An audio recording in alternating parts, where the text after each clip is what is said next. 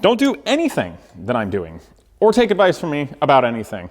I'm really just an idiot on your YouTube right now going blah, blah, blah. I like shiny things that are fast. Yay.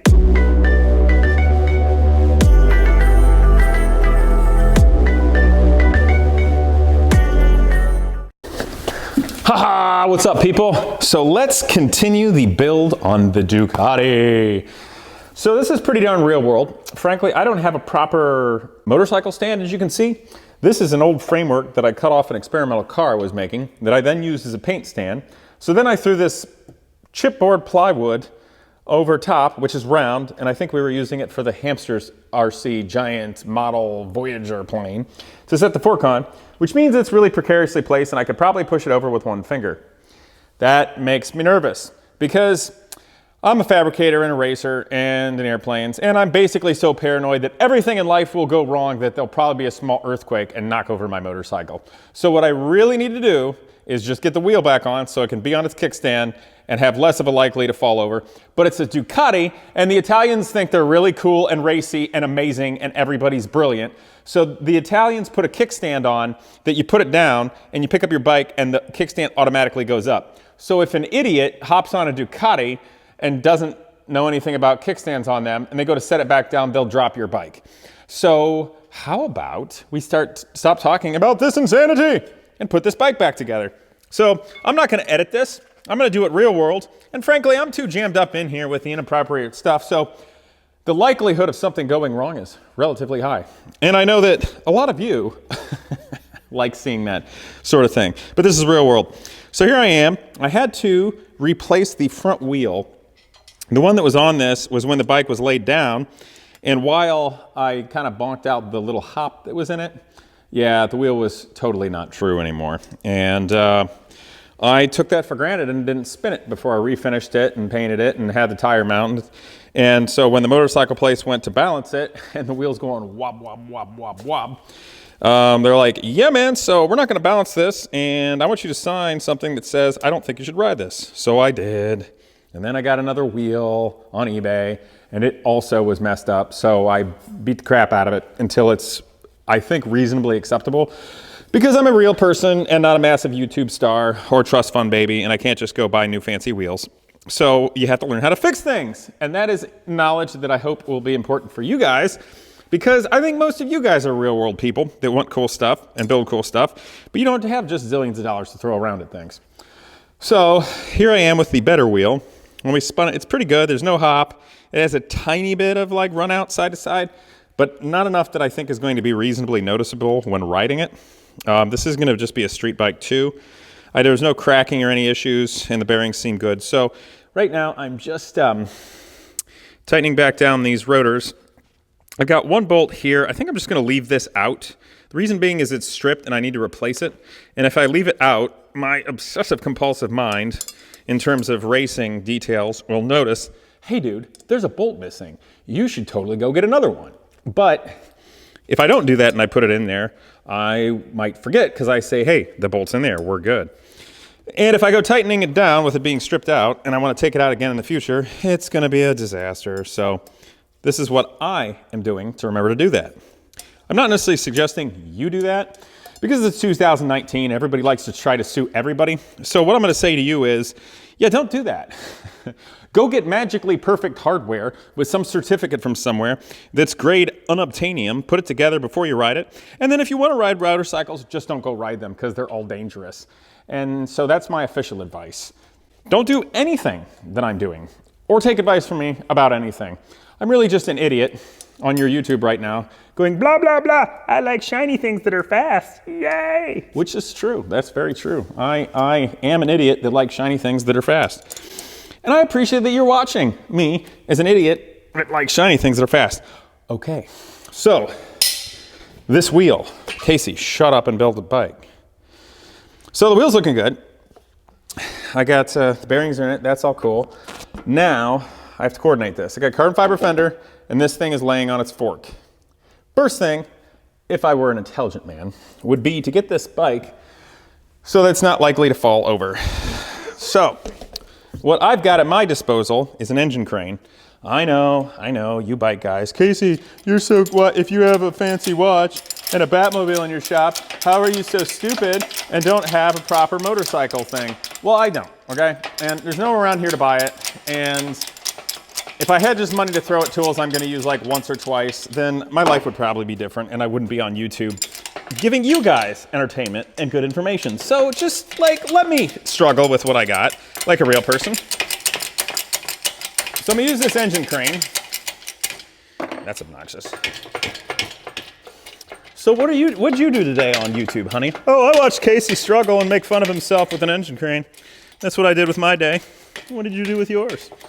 We're going up. Come on, let's go. Sometime today. So what I'm gonna do, got a chain that goes around the top of the triple tree fork sort of affair that'll hold the bike well above its center of gravity so it can dangle and not be a problem. And you're like, well, Casey, if you don't want your bike to fall over, why didn't you just put the crane on it the whole time?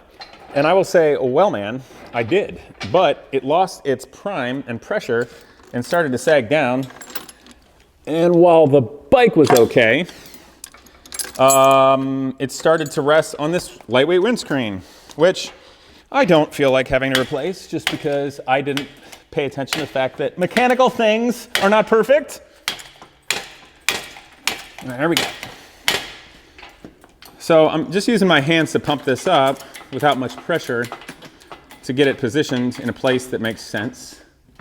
Okay, so everything's cool. Now the bike is not gonna fall over. So now, I got the rod. Gonna make sure it's tight without being so tight that I screw the needle in the seat. All right, get this centered. I don't want it to dangle funny. Now I'm just gonna put some pressure on it.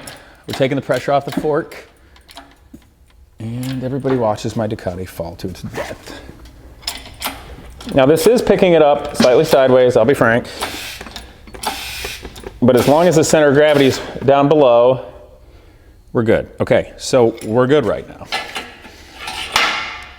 So now you're gonna be like, Casey, that's dangerous. You shouldn't just leave that dangle or get underneath it. Yeah, I know that. And everybody with a brain out there knows that too.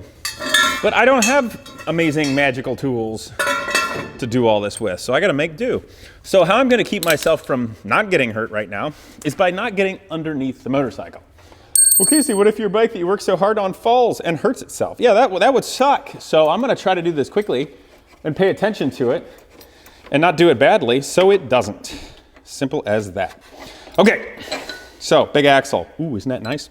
Now, last time I did this, I put a little bit of anti-seize and grease and stuff on it, just enough so that it won't corrode. So it's okay right now. But when you reassemble your bike or your car, you know, take that little extra bit of time to make things be nice, because that's your one opportunity to do that stuff. Okay, good. Now this little piece here,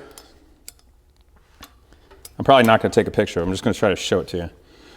So this little metal piece here with the tangs on it, that goes in a wheel here so it can spin. And then those two tangs drive this, which is the speedometer drive.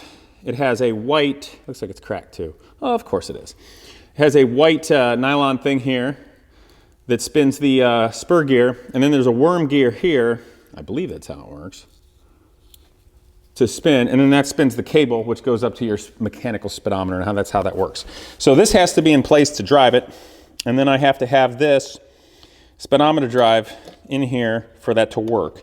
Now the other thing about this is the speedometer drive has this big bushing spacer, so that's why that's obviously important. This particular Ducati doesn't have like a bunch of obnoxious shims. So you pretty much just make sure you got these things in place and we're good to go, theoretically.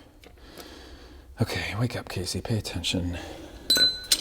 I feel like we should have Aussie Man reviews using his Australian slang and saying what an idiot I am right now. That's a good idea.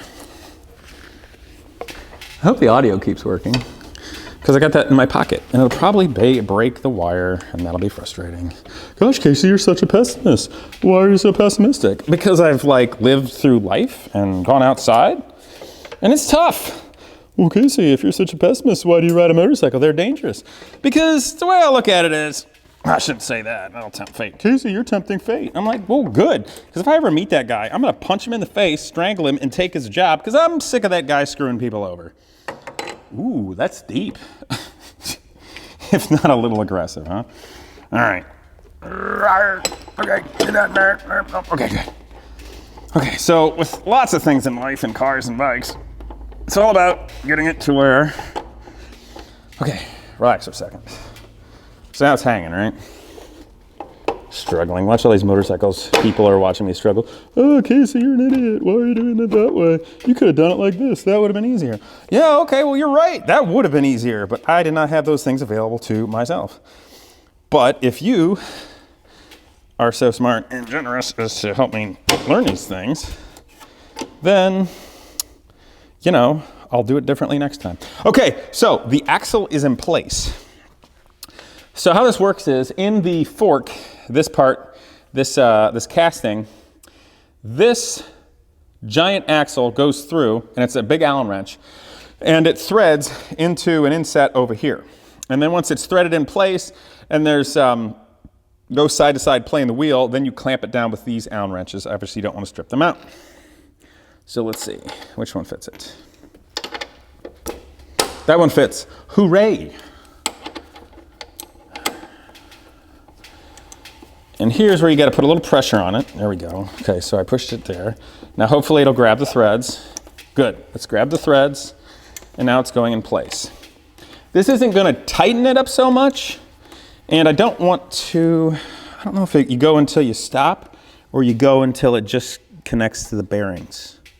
Okay, it appears you go until you basically stop a little. Okay, so the,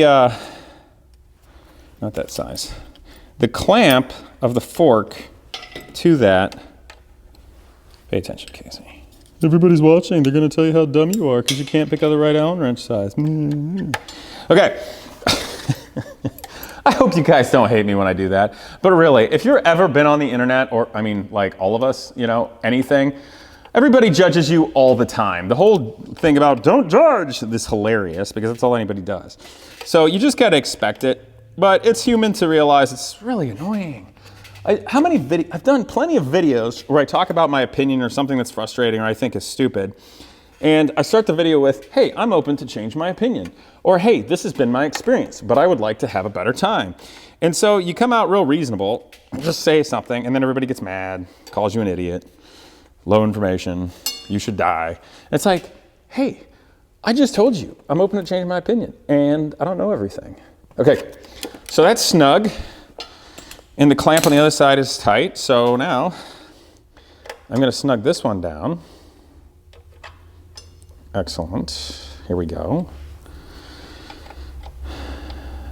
So this is something about cars and motorcycles. Torque specifications. Yeah, there might be a torque specification for this somewhere in some manual in Italy, but I don't have that. And even if I had that, I wouldn't read it. And here's why. And everybody's going, Casey, what are you talking? You're giving bad advice. No, I'm not. If you know what metal you're using, this is a hardened bolt with a relatively fine thread. This is some sort of alloy of aluminum that's probably not junk. If you tighten it by hand, you can feel where is the reasonable amount to tighten it. And if you go any more than that, you're just getting to the point where you may yield the threads in the aluminum or stretching the bolt out and you're overdoing it. A lot of being a mechanic and craftsman is having the wisdom and the experience and the feel of your hands and seat of the pants to understand the materials that you're using and the bearings and all. And when you get to the point that you can do that, that's when you can start building and working on about anything without having all kinds of specs, because you can see it and you can feel it. For me, typically, the things that I'm most keen on torquing is if I'm building an engine. That's very important, from everything from head gaskets to connecting rod bolts, main bolts, things like that. So those things really need to be torqued to spec. Lug nuts, many other things in cars and engines and transmissions particularly, but there's a heck of a lot of stuff that you can just go by, see the pants. So the wheel's on. I haven't totally screwed up. So now, ooh, this might be tricky. How do I put it down from here and put the kickstand down, because Ducati are sadistic racing people that think they're so cool. Okay, you sadistic Italians. Jiminy Christmas. Okay, so I'm doing the splits here. Casey, why are you doing this? Why don't you get somebody to help you? Well, I would, but I live in the middle of a cornfield and people work for a living. So here I am trying not to drop a motorcycle from a crane on my leg by myself while doing it on YouTube because that's what people like. So here we go. Come on, you sadistic Italians, don't ruin my day. Okay, so what I'm gonna do, this is still here to save my butt. That's why I didn't put it down all the way. It is, though, resting on the kickstand. So I'm checking the bike before I let it down enough to take the chain off. All right, here we go. Hooray! Nothing horrific has happened yet. Now, everything up here is shiny and nice. There's little bits of carbon fiber, hand-polished aluminum, the paint that I made and spent so much time on. So I'm being careful with that chain. Ideally, if this was like some crazy Pebble Beach restoration or something, I wouldn't be just setting it there. But if you're careful and you're not rubbing it all up against it, you can probably be okay. So let me do this. Let me reposition the camera. And I am by myself today, so, you know, give me the break. Doing the best I can. Hope you guys enjoy it. Okay, what would look good? Let's get closer.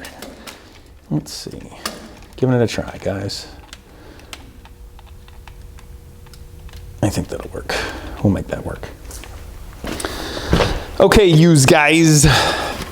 So anyway, now I gotta get this off without totally jacking up my paint on the frame and the carbon fiber and the tank and my gauges and everything important on this bike right now. So I'm trying to hold it in such a way with my hands that I'm supporting it, and if I get this bolt out, it doesn't just flop. Just taking my time. But of course, this is where mechanics, you can just like, if you're, let's say you're working on a Ferrari 308 and you're changing timing belts and you want to change the cam seals, you got to take the camshafts out and you got to take all the journals off, and they're 10mm nuts on the journals. And then you put them all back exactly the same order because the journals kind of wear with the way the cam is, so you want them to go on the same one. And you're being all careful, but maybe you didn't have a good enough lunch or breakfast and you had too much coffee and you're just minorly jittery, or the phone rings and distracts you for 1/4 of a second and you drop a nut down in a Ferrari motor. Well, guess what you're doing with the rest of your day?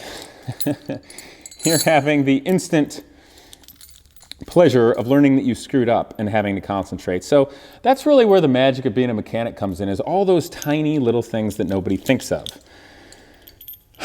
But we've all been there, everybody that works on something, whether you're an amateur or seasoned mechanic, of just tiny little things that can screw up a whole day or a week's worth of work. So I'm trying not to do that right now.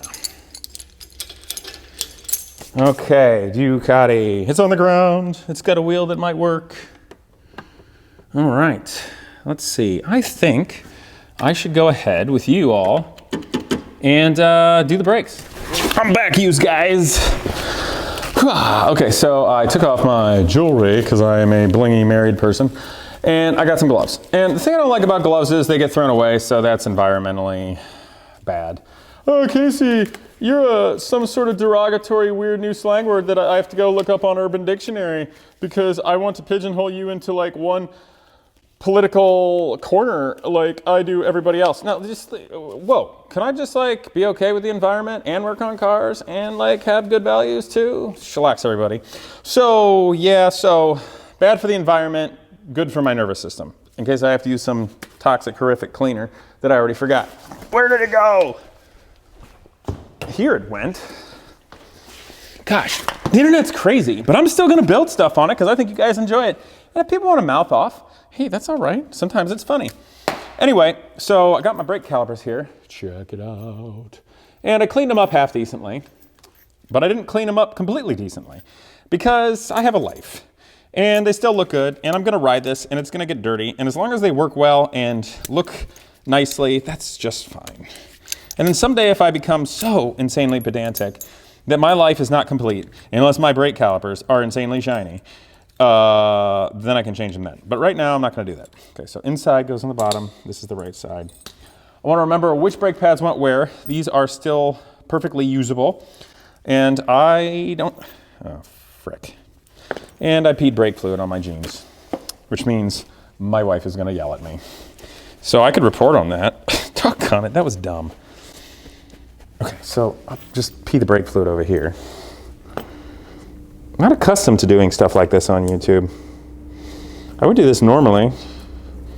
Yeah, I'm making good. Okay, my wife doesn't watch this. Like Bill Burr's wife, she's over me online. But my father-in-law watches this. What's up, Dave? So, yeah, I'm gonna have to wash those jeans. Okay, so anyway, we gotta put these on. And a tip I have for you is, if you'll notice, I have the bolts that hold these brake calipers on with the appropriate hardware in the appropriate order attached to it. When you take something apart, I suggest that you always leave the hardware and put it back into either the item that you have removed or the item it came from. In this circumstance, these bolts thread into the caliper, so I had to put them in the caliper. If I just rested them in the fork, they would be likely to fall out. So that's my hot tip for you there.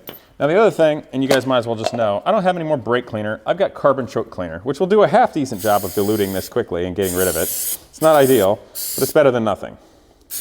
So that's what I'm doing. And in a minute, I'm gonna go open a window so I don't have to huff this crap.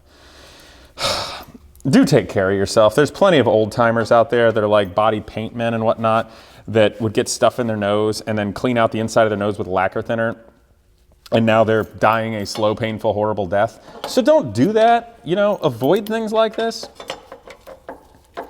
All right. Which people are gonna be like, well, Casey, you're telling people to think about your health and safety and you're building a motorcycle? Yes, I am.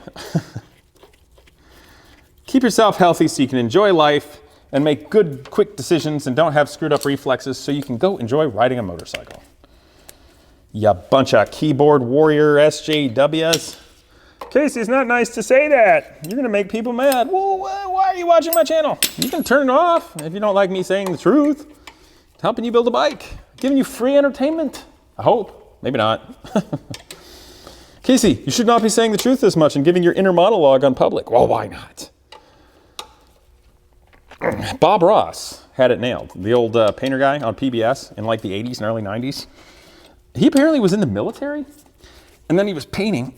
And you know, that guy, maybe he's not the best painter and artist in the world, but doggone it, he was a nice guy and made for pleasant afternoons listening to him talk about happy trees. And shouldn't trees be happy?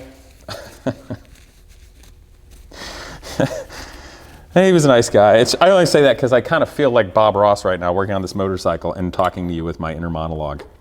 But if you guys want to see this be put together, I could either have a bunch of people in here magically, because I don't know how I get them without paying them, to edit some beautiful thing with whiz-bangy things in 4K and la la la la, and then I would say something and be like, here's my slow-mo motion walk. Look how cool I think I am. Ooh, come on.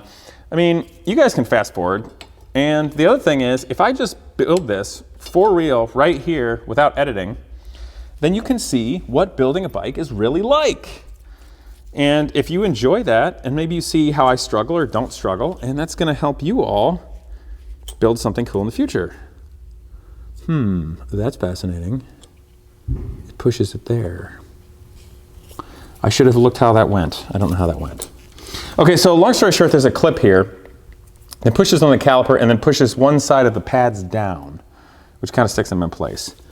If I look at the pads, so now I'm trying to do detective work. Does it go this way or does it go that way? It doesn't probably matter hugely, but it probably has something to do with like harmonics. But if I look at the end of the pad, this is where I have to do detective work. I can see where the dirt here, and you probably can't see that, is all even, but right here there's a little bit of a line.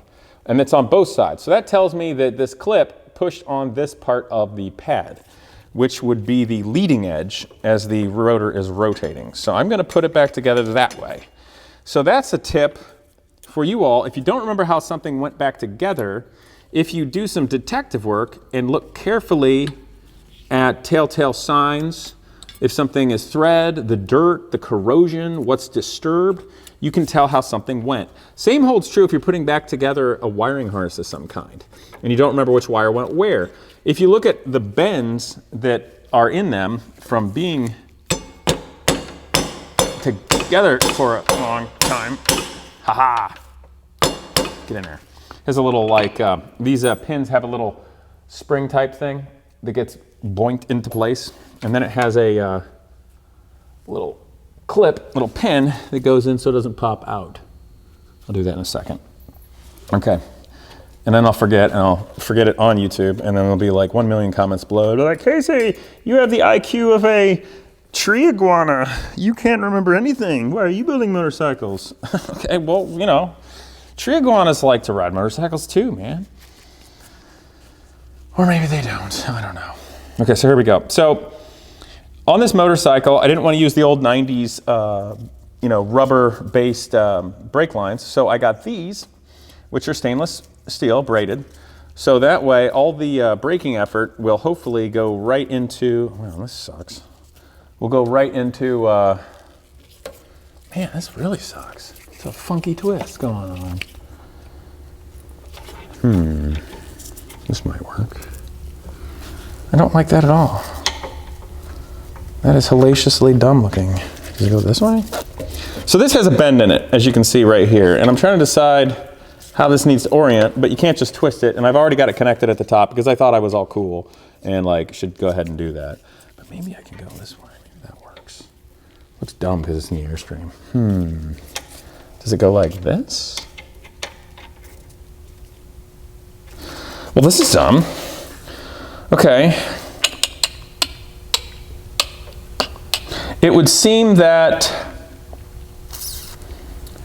the brake line, how it attaches at the bottom, is a little bit more critical because the wheel is here and this part goes up and down than up here where it's a little more fixed to the actual brake lever. So what I'm going to do, I'm going to disconnect it at the brake lever.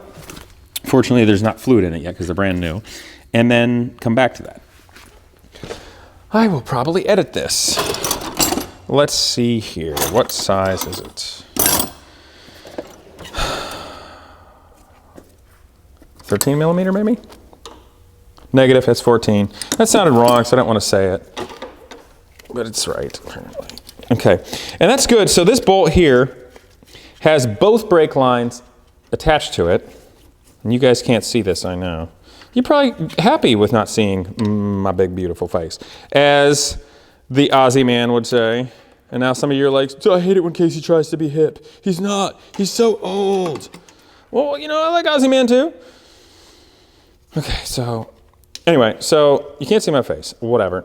So that bolt is where both of the brake lines connect. And when I tightened it down earlier, since it has these very important copper sealing rings, you really would prefer to only use those once. So what I did is simply not tighten them down hardcore yet. I only just snugged them because I realized there's a good chance I might want to change how it's connected. Okay, so what I'm going to do, this right here is the brake bleeder, so I need to be able to get to that with a wrench and get in there. So I don't want this to be too close that I can't do that. Man, this is all kinds of just not the way I like it. I guess that is going to have to go out a bit. Okay, so here we go. Okay, I also want to make sure this banjo bolt is real clean. They were sitting on the floor. I don't want any little pieces of grit or filings or little bits of rock or something attaching to it. So I'm making sure, just kind of blowing on a little so they're clean. Come on, get in there. Okay, here we go. Now, these are highly critical, these threads here, because I kind of prefer aluminum washers on things like this because aluminum can be softer than these copper. And the reason being is it doesn't require as much tension as squish the aluminum sometimes. But it's not, it's copper, and that's what they recommend, so that's what we're going to use.